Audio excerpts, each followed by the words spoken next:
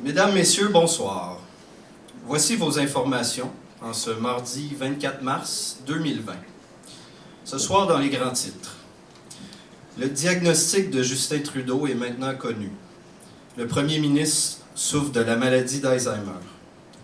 Cette terrible maladie, on le sait, est reconnue pour entraîner des pertes de mémoire, un jugement amoindri, l'incohérence, ainsi que l'utilisation d'un langage abstrait. Toutefois, ce verdict ne semble pas préoccuper le Parti libéral, outre mesure, lui qui a émis un communiqué disant ne pas s'attendre à constater de changements par rapport aux méthodes de gouvernance habituelles du premier ministre. Consternation chez les usagers du nouveau pont Champlain.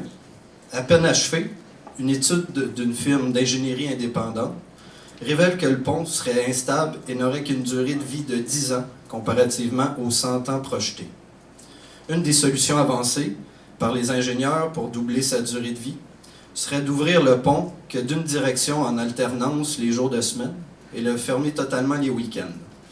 D'autres solutions seraient aussi à l'étude, comme la construction d'un nouveau pont. Après plus de 2 ans et demi d'attente, le rapport de la commission d'enquête sur la corruption dans la construction du nouvel aéroport Mirabel 2 vient d'être rendu public.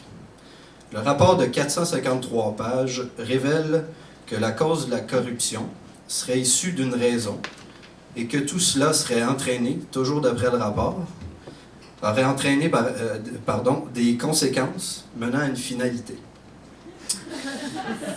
Santé. La fluoration de la totalité des systèmes d'aqueduc de la province, il y a quelques années, s'avère une réussite d'après le ministère de la Santé.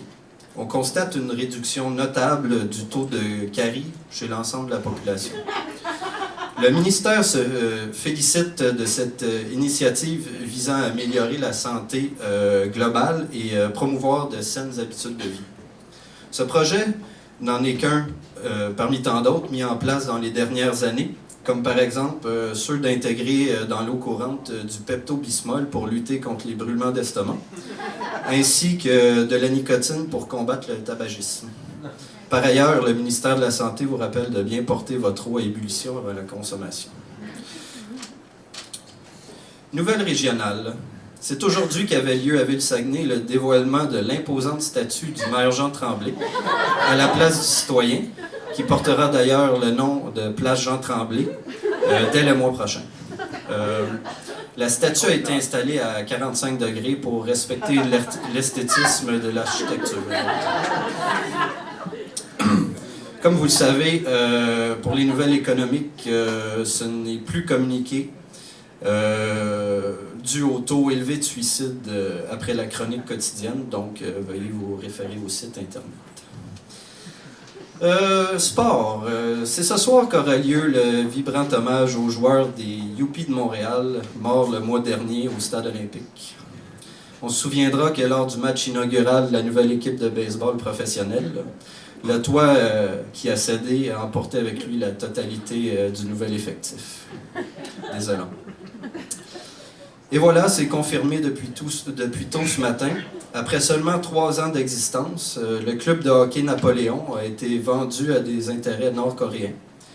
L'équipe de Québec ira se relocaliser dans une ville gardée secrète pour l'instant par les propriétaires. Pour ce qui est de l'amphithéâtre, il changera de vocation. Il sera adapté en salle d'attente centralisée pour l'ensemble des hôpitaux de la province. Voilà ce qui complète les informations pour aujourd'hui. Rendez-vous demain pour un tour d'horizon des événements marquants. Merci.